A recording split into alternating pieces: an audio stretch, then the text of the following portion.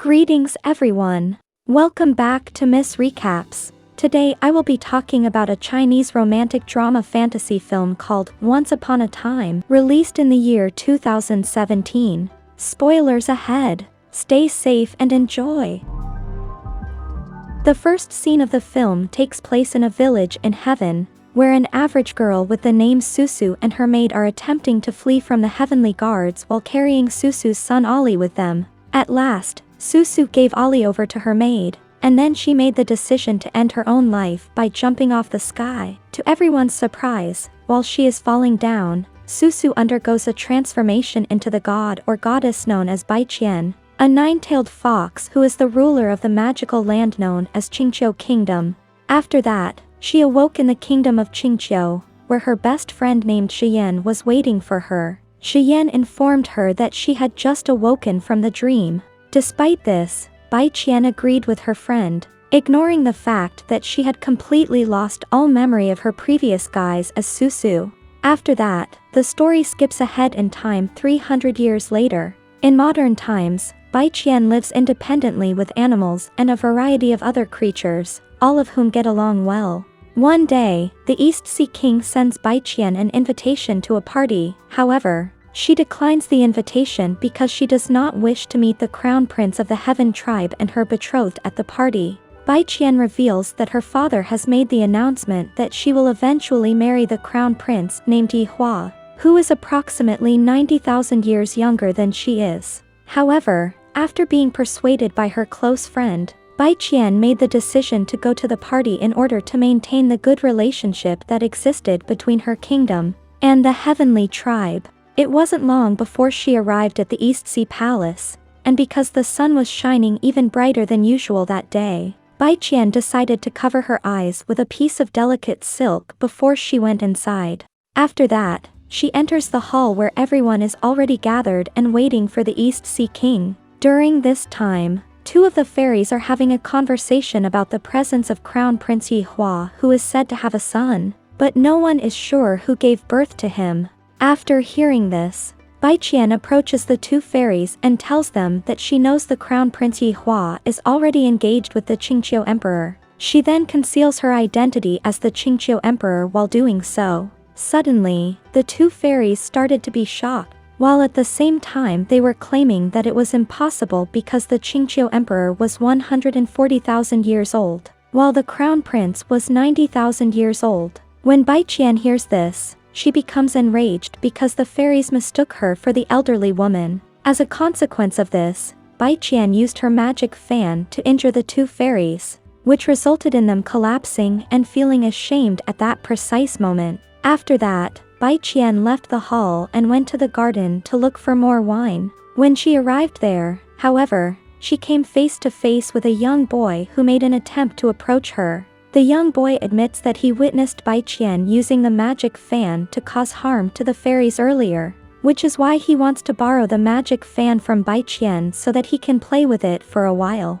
On the other hand, it appears that Baiqian does not give it to him. However, all of a sudden, the boy quickly takes the fan away from her and runs from the location. Baiqian is startled and immediately begins to pursue the boy, but she quickly loses all traces of him. Shortly after that, she notices that her magic fan has fallen from the fairy and landed nearby. This allows Baiqian to confirm that the fairy was responsible for the boy's abduction. After that, Baiqian attacks that fairy in order to demand the boy, but the fairy reveals that she is actually the demon queen who is sworn enemies of the heavenly tribe and wants to kidnap the boy. Baiqian then demands the boy from the fairy. The next thing that happens is that Baiqian and the demon queen fight each other while the boy picks up the magic fan and uses it to aid Baiqian, which causes the demon queen to flee the scene. Within a while of ensuring their safety, Baiqian takes the boy's magic fan, then accuses the boy of breaking the rules by using the fan without permission. At the same time, the boy's father arrived, and because he misunderstood what Baiqian meant when she blamed his son, he immediately began to attack her. Suddenly, the father moves his sword inadvertently to remove the piece of silk that was covering Baiqian's face. This causes both him and his son to begin to be shocked because Baiqian's face is very similar to Susu's. After that, He and his son go up to her, at which point he reveals that he is Susu's husband and that his son's name is Ali. Bai Qian, on the other hand, is unable to confirm this identity because she has no recollection of Susu. In the meantime, the East Sea King arrived at the scene, and Bai Qian disclosed to him her true identity as the Qingqiu Emperor. The East Sea King then extends his salutations of greetings to her, but it comes as something of a surprise that when the king sees Ali's father, he calls him the Crown Prince. This indicates that Ali's father is Yi Hua, who is Bai Qian's betrothed. Despite the fact that their identities are exposed, Bai Qian continues to dislike him because he lets his son spend time alone, and comes dangerously close to being abducted by the Demon Queen. After that, she decided to leave them, but at that moment, Yi Hua's concubine named Sujin arrived, and Bai Qian appears to be interested in her eyes. Bai Qian claims that she has never seen eyes of such stunning beauty before, and she is extremely grateful to her for possessing them before she left that location. After that day, Bai Qian went back to the Qingqiu Kingdom, where she met Shi Yan and told him about the events that took place at the party. In addition to this, she inquired about Susu's backstory from Shi Yan, who responded that Susu was a mortal who passed away about 300 years ago. After that, Bai Qian went back to her house, but to her surprise, she ran into Ali and Yi Hua, who insisted on staying with her for a while to see if they could develop romantic feelings for one another while they were there. In light of the fact that she and Yi Hua have been committed to one another, Bai Qian reluctantly consented. On that particular day, Yi Hua went into the kitchen, and he cooked some of the food for Bai Qian. While the movie demonstrated that Yi Hua was an excellent cook, after that, Bai Qian samples his accomplishment, and while she finds it to be very satisfying, she cannot help but wonder how he is able to anticipate her preferences so accurately. In the meantime, the movie reveals that Yi Hua cooked this food only for the purpose of determining whether or not Bai Qian is actually Susu. This is because this food used to be Susu's favorite food. As a direct consequence of this, Yi Hua is under the impression that after Susu leaps from the heavenly tribe, she was undoubtedly reborn as Bai Qian.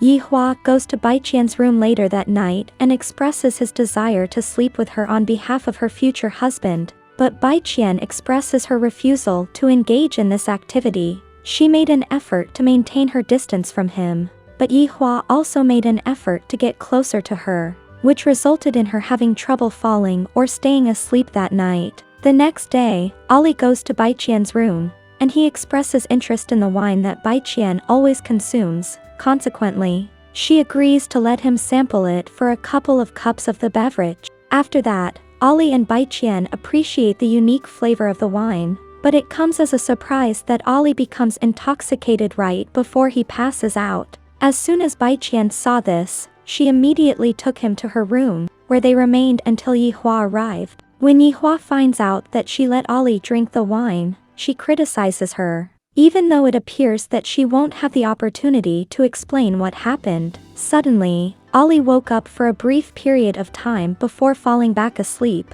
which caused Yi Hua to pause in her attempts to blame her and to smile once more. The next day, Yi Hua's concubine Sujin traveled to the Qingqiu Kingdom in an attempt to convince Ali to join the heavenly tribe. However, Ali did not accept her offer. After that, Sujin gives chase to Ali until he enters a small cave and discovers Bai Qian's master named Mo Yuan. Mo Yuan has a face that is similar to Yi Hua, and his body has become frozen in a block of ice. Sujin is able to discover that Mo Yuan's body has been preserved in ice. While this is going on, Bai Qian makes his way there, and Sujin makes a dash for the entrance of the cave. At that point, Sujin came face to face with Bai Qian at the cave's entrance, and she demanded to be taken to the Heaven Tribe. Sujin is given the order to leave, and Yi Hua promises that the Heaven Tribe will be returned within the next few days.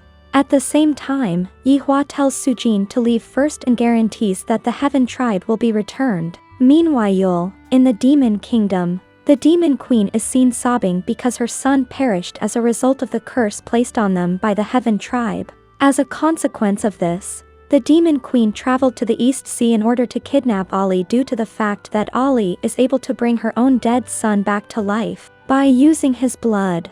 During the time that she is crying, Sujin arrives at the location and reveals that she is aware that the demon queen abducted Ollie at the East Sea. Sujin then threatened to report her actions to harm Ollie to the heavenly tribe, but if the demon queen wishes to keep it a secret, the demon queen must assist her in removing Baiqian from the equation. There is no other option because the demon queen shares her opinion. While this was going on, Yi Hua, Ollie, and Baiqian traveled to the human world to spend more quality time with her before he and Ollie headed back to the heavenly tribe. When they get there, Yi Hua reveals to her that he and Susu used to live in this location in the past, and then he goes on to tell her the story of how he and Susu fell in love. He related to her that 300 years ago, he engaged in a battle with demons that lasted 7 days and 7 nights. In the end, he prevailed, but the battle left him injured, so he was reborn into the human world. There, Susu, a regular human being, discovered him, and she subsequently brought him to her home, where she nursed him back to health. Soon after that, due to Susu's generosity, he developed feelings for her, and Susu reciprocated those feelings by falling in love with him. After that, the two were able to coexist peacefully with one another. After they have finished talking, Baiqian asks him about the reason for Susu's death, but he does not tell her and instead takes Ollie to the heavenly tribe. After that, Baiqian made her way back to the Qingqiu kingdom, and upon her arrival, she paid a visit to the cave where her master Mo Yuan lived. In point of fact, in order to prevent the return of the demon king, her master Mo Yuan made the ultimate sacrifice by sacrificing himself. As a result, his soul was shattered, and his body was frozen in a block of ice. Then, Baiqian reveals that Mo Yuan is the person that she loved, and that she had been waiting for him for 70,000 years until she met the new person, Yi Hua, who has a face similar to his. Yi Hua is the person who is most like Mo Yuan. In addition, she tells him that she is extremely worn out from waiting for him, and that she sincerely hopes that he will soon resurrect before she allows herself to consider getting someone else. The next thing that happens is that Baiqian goes to see her friend Xian in order to ask him some story about Susu, but he doesn't tell her very much. In the meantime, Sujin and the demon queen travel to the cave, which is the location of the storage area for Mo Yuan's body, and then they remove Mo Yuan from that location. Baiqian learned of this not too much later, and she immediately became suspicious that the demon queen may have been the mastermind behind everything. Consequently, she made haste to locate the demon queen. At the same time, the body of Mo Yuan has been transported to the demon kingdom, and the demon queen has the intention of using Mo Yuan's immortal blood in order to resurrect both the demon king and her son. This is because Mo Yuan is the god. In the meantime, Baiqian and Xian arrived and were successful in defeating the demon that was attempting to obstruct their path. This allowed Baiqian to enter the building while Xian protected her from the outside. The next thing that happens is that Baiqian encounters the demon queen and the guards, but despite this, she continues to attempt to fight them in order to demand Mo Yuan's body. During the course of the battle, Mo Yuan's dead body was inadvertently dragged toward the bottom of hell. As a result of seeing this, Baiqian is able to use her silk to pull Mo Yuan's body out of the pit of hell, but all of a sudden, the corpse of the demon queen falls into the pit instead. As a consequence of this, the demon queen becomes enraged and intends to destroy Mo Yuan's body. Consequently, Baiqian springs into action to protect him as soon as possible. The demon queen then comes dangerously close to killing her, but just in the nick of time, Yi Hua appears and draws his sword to strike at the demon queen. On the other hand, he did not kill the demon queen, rather, as a form of punishment, he forced her to serve as a slave at the location where the demon king is held captive. After some time had passed, Baiqian and Yi Hua brought Mo Yuan's body back to the cave, and Yi Hua questioned her regarding the history of her master during this time. Baiqian reveals that 70,000 years ago, during a battle with the demon tribe's king, Mo Yuan sacrificed himself in order to seal away the demon king. The battle took place 70,000 years ago. As a result, his spirit was shattered, and his body turned into a block of ice that was preserved forever. After they had finished talking, Baiqian went to the magical lake in order to heal her wound. At that time, the demon queen was attacking her. However, it comes as a complete surprise when Yihua approaches her and expresses his love for her. Bai Qian allows herself to get his love to her as a result of the fact that he was used to save Mo Yuan's body, and that she also begins to open her mind. After that, Yihua took her to live with him at the heavenly tribe, but while she was there, she encountered Susu's maid, who approached her and informed her that she had been waiting for her for 300 years. After that, Yihua took her to live with him at the heavenly tribe. However, Bai Qian asserted that she was not Susu and believed that the maid may have confused her with Susu. She believed that the maid referred to her as Susu. As soon as Yihua saw this, she gave permission for that maid to serve Bai Qian, the new master. However, Sujin appeared dissatisfied. Later on that night, Sujin sent some of the gifts to welcome Bai Qian, but after her maid saw this, she began to feel uneasy and claimed that they came there to hurt Bai Qian once more. Sujin had sent the gifts because she believed her maid was telling the truth. After that, the maid and Bai Qian try to flee once more, but this time they run into Sujin and her pet tiger. After that, Sujin reveals to Bai Qian that her maid has been insane for the past 300 years after Susu passed away, and that if Bai Qian is interested in hearing more about Susu, she will tell her. After that, Sujin reveals to her that Susu became pregnant after she and Yihua had lived together in the human world and had a child. Knowing this, Yihua took her to the heavenly tribe to ask his father for permission to marry her. While they were there, Susu pretended to be a maid so that they could sneak around without being discovered. After they have finished talking, Sujin will lead her to the spot where Susu also made the ultimate sacrifice of her life. In addition, Sujin reveals to her that the reason Yihua brought her to the heavenly tribe was not because he loved her, but rather because he wanted to use her as a substitute for Susu. Bai Qian left Sujin after hearing this, and it appears that she is currently being interrupted by this. Even though Bai Qian is still contemplating Sujin's words, the wedding between Bai Qian and Yihua has to take place the following day. As a consequence of this, Bai Qian made the decision to call off the wedding and go back to the kingdom of Qingqiu. As soon as Bai Qian arrived in her kingdom, she went to see Shi Yan, who informed her that her master Mo Yuan is starting the process of resurrecting. However, in order for them to complete this process, they need to possess an artifact known as the magic lamp, but Yihua is the one who owns it. Once she was aware of this, she went to see Yihua in an attempt to borrow the magic lamp from him. However, he refused her request. Yihua then explains to her why he places such a high value on the magic lamp. It is the only thing that has preserved the memory of Susu before she made the decision to end her life. He then reveals that, if the magic lamp is used for someone else, the memory of Susu is also deleted, which is why he is unable to provide it for her.